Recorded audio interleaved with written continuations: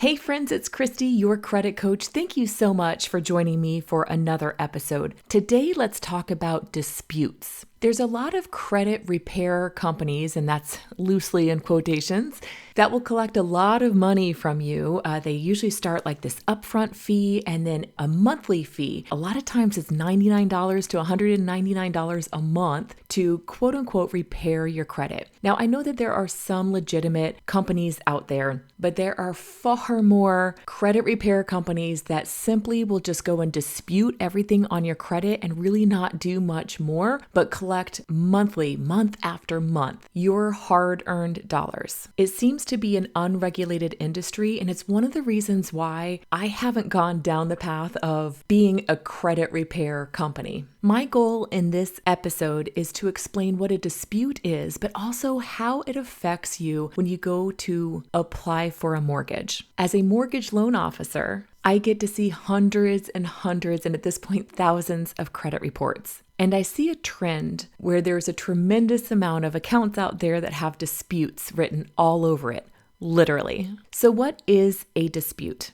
I had shared in one episode probably 2 years ago at this point that the credit reporting bureaus receive somewhere around 8 million requests a month to either review or dispute information on consumers' credit reports. If something is being reported inaccurately on your credit report, you do have the ability and option to dispute that information. When you submit a dispute to each of the credit reporting bureaus, typically Equifax, TransUnion, and Experian, they have 30 days to review your dispute request and provide an update to you. So let's explain what a dispute is. You can dispute information on your credit report, typically regarding a trade line. So remember, a trade line is anything that is extended to you either as a line of credit, like a credit card, or as a loan. And if that information is inaccurate, you place a dispute on that information. And then what happens is during that 30 days, while the credit reporting bureaus are doing their investigation per your request, that trade line is basically removed from the equation or that algorithm that makes up your credit score. So let me use an example.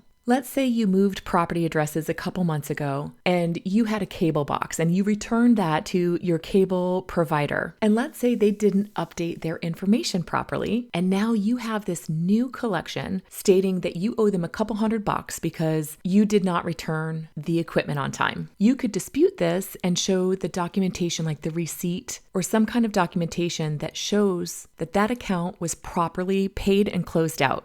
During the 30 days, that collection that's now newly added to your credit report is basically removed from that algorithm. And so temporarily, you'll see an improvement on your credit score if that collection had brought your credit score down, which most collections will bring your credit score down. At the end of the 30 days, there has to be some kind of answer. So let's say the credit reporting bureaus accept your information and they side with you that that should not be a collection. Then that creditor has to remove it. Now, if they don't agree with you or you weren't able to provide the proper paperwork to prove what your request is about, then they basically update that dispute language for that trade line that the dispute is resolved. If you don't agree, you can state, I don't agree, and then that verbiage is now updated to state, subscriber, meaning the creditor, reports dispute resolved, consumer disagrees, or some verbiage like that. I've also seen it reported as consumer disputes after resolution.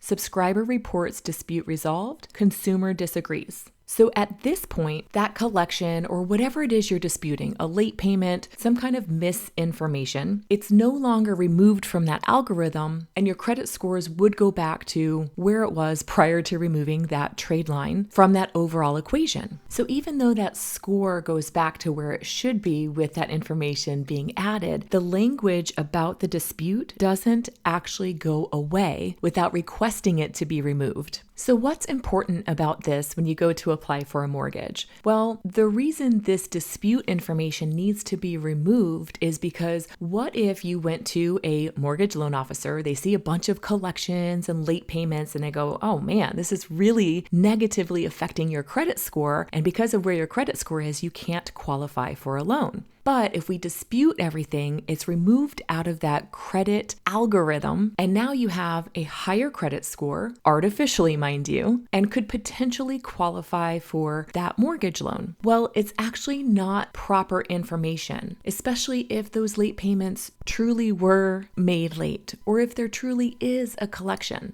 Your creditors have a requirement when they report that data to the credit reporting bureaus to report it accurately. So if they remove late payments or just erase collections, but they really were yours, then that could be misleading to somebody in the future who you might apply with to ask for a loan or a line of credit. So remember, your credit profile, your credit report is just a snapshot in time that shows your ability to borrow money and pay it back on time, to manage your debts in a way that you pay on time and as agreed. So even though after that initial 30 days, your credit score goes back to what it should be reflecting because that trade line is now added back into that overall equation or algorithm for your credit score, the underwriting guidelines require that that language gets removed or that account has to be treated very differently, which could come at a cost to you. So if you are looking to get a mortgage loan in your future and you have made some previous disputes and it wasn't resolved in your favor, where that information just simply gets updated properly, like they were able to show that you were 30 days late on that payment, you'll want to get that information updated. And that requires you reaching back out to those 3 credit reporting bureaus to update that information. So if you have dispute comments, here's how to get them removed. Your job will be to call each of the credit reporting bureaus and ask them to remove the dispute verbiage from that credit report. The best way to go about doing this is having a copy of your credit report so you can identify which accounts need to have that verbiage removed.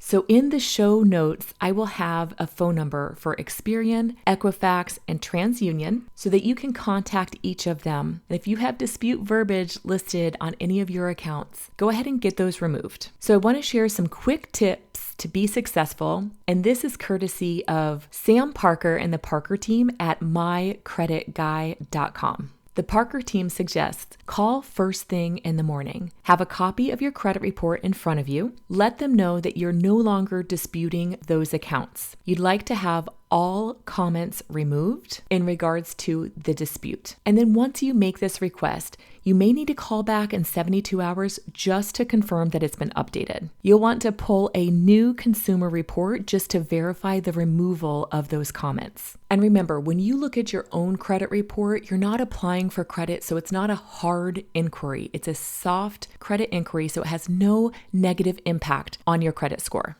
So you'll want to have any dispute comments that might appear on your trade line to be removed prior to applying for a home mortgage loan application. That will help keep your process moving as smoothly as possible. And it really should not have any effect on your credit score by doing this, because after that initial 30 days, that dispute language has no impact, good, bad, or indifferent, on your credit scores. If you have questions, feel free to reach out to me at questions@creditchristie.com. And I thank you so much for joining me for another episode. And until next time, my friends, stay well.